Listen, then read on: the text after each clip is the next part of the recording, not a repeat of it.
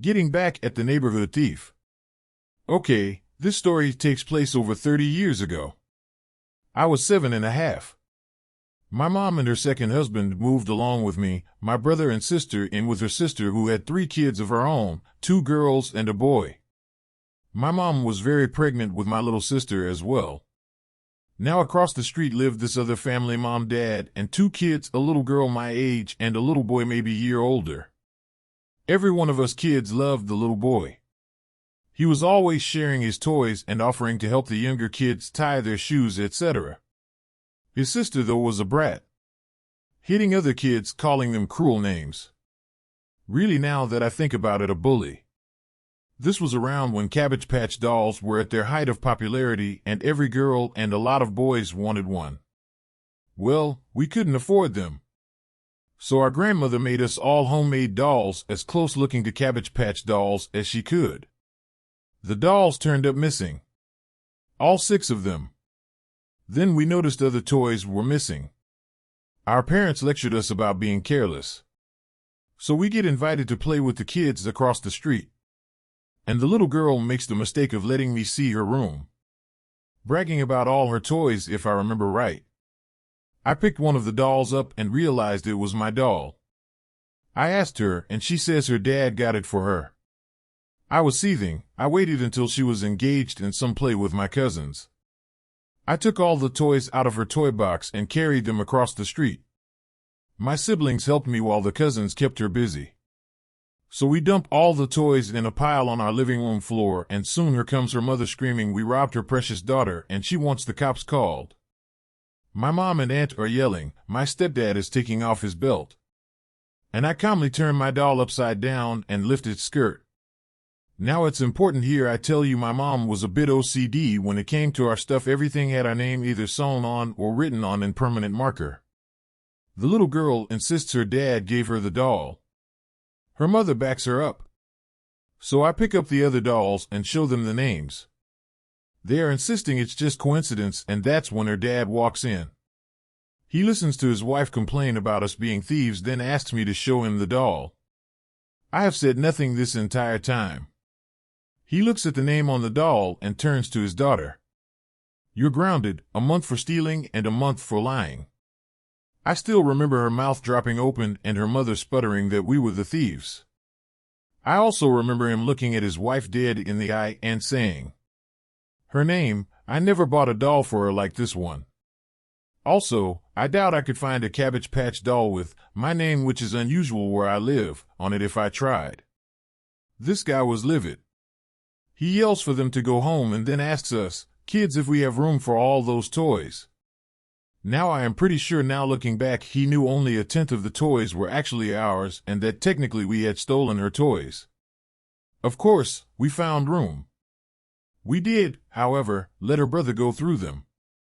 And when the kids who lived a few doors down found out via her brother about our toys found in her toy box, they asked to look through. In the end, she lost all her toys and all her friends. Getting headhunted ruined my career, but I got some revenge. Not native English speaker, bear with me. Fairly new to Reddit. Sorry for formatting and a bit long story. Background. I have no formal education. Maybe equivalent to a HS diploma. From age 16, I have worked in many areas, mainly restaurant stuff in my teens, then sales, then industry. As it turns out, after I started in the industrial sector, I can drive almost everything from forklifts to bulldozers to combine harvesters. So I got the licenses needed. And when the company I worked for, a manufacturing plant, started with lean, I got a good grasp of that Oswell, got a team leader position, then shift coordinator. Fast forward a few years and, at 39, started as a production technician with a shingle manufacturer, couldn't be an engineer without the papers for it. Amazing job, desk job, woohoo. Had a lot of fun for 2 years, getting new improvement systems implemented, hiring contractors A.S.O. Then I made the mistake that ruined everything I've worked for. I got headhunted. A recruiter for a major company in this area contacted me after getting my name from an old coworker at the plant. A few interviews, me showing projects I've been doing, my licenses and such. I got a meeting with Big Boss. He seemed a bit douchey, but I've worked for worse. After 2 weeks, they called me up. They had decided to go for me. Woohoo, or so I thought. My current employer was disappointed when I handed him my notice. After giving me this opportunity, and I left them so soon. I apologized, but this was such a huge chance at this major company, I just couldn't turn them down. The job. They were moving a huge warehouse from another country and wanted me to be to co-run it. The two of us would have 30 guys, an administrator and a HR rep transferred to me. It was due a year later. Meanwhile, I was getting put as in charge of a smaller crew within the current warehouse as supervisor, working both in and out of forklifts and cranes, doing administrative stuff, while waiting for this new huge warehouse they were setting up about 20 miles away. 6 months went by uneventful. I got the plans for the new building after the skeleton structure was set up, made a few corrections. Nothing major. It was pushed back a few months. Something about the move being more difficult. No sweat, I had a good gang going and had made some improvements in our little part of this warehouse. Then it was pushed back another few more months. Now I started to ask around, because I was headhunted for a much bigger job. This current placing was a step down in my career because of the written promise of running a big warehouse, close to 75,000 square feet. I asked Big Boss, what is going on, and he replied that not to worry, he had my back. Then, they announced this warehouse wasn't getting built, they kept it in the other country. And a few days later, they announced at a meeting that all that had been hired the last 2 years was at risk, due to cut-downs because of this move never happening. But we would have 3 months to get our stuff in order and get new jobs. There weren't any immediate layoffs. We all had to sign the papers, though, that 3 months from then, our contracts were terminated. After the meeting was done, I got called into the Big Boss, who told me I wasn't at risk. They were pulling this stunt to get rid of the bad ones and keeping the good ones. You all should know there are a lot of forklift drivers who shouldn't be in any vehicles at all, and in fact fewer than you think are good, and we always have to work extra hard because of the lousy ones. My position was still going to be a supervisor at this small unit. Maybe with fewer people working. In my mind I was boiling. I left a job as a FKNG prod.tech, running projects with hundreds of thousands in budget. And you expect me to be happy being a forklift supervisor, with fewer people handling all this sh*t? Revenge part. Sure, boss. I'll get right into it. Smiley face.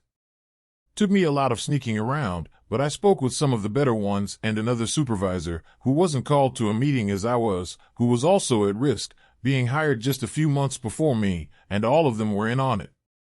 We applied for new employment. The other supervisor told us to use him as reference, so nobody higher up could find out. And he used me as reference. But it was hard for me, because in my CV it showed that I peaked as a production technician, then quit it and started, more or less, working as a forklift driver with some paper stuff to do. And who wants to hire a person they think can't cut it? At age 43 options are not as many as at age 25 as a no degree. I even called my former employer, but they weren't interested anymore. Understandable, I quit them after they gave me a shot. Anyways, the 8 guys, 6 men, 2 women, and me got new jobs. I finally landed a job a few towns away, as a machine operator. Another step down, but fuck it, it's work. During all this, Big Boss was asking how it went, and I kept him updated on who I wanted to stay, which was obviously these 8 people. A few of the others in this warehouse, not on my list, started new jobs. Understandable, jumped the ship before anyone else.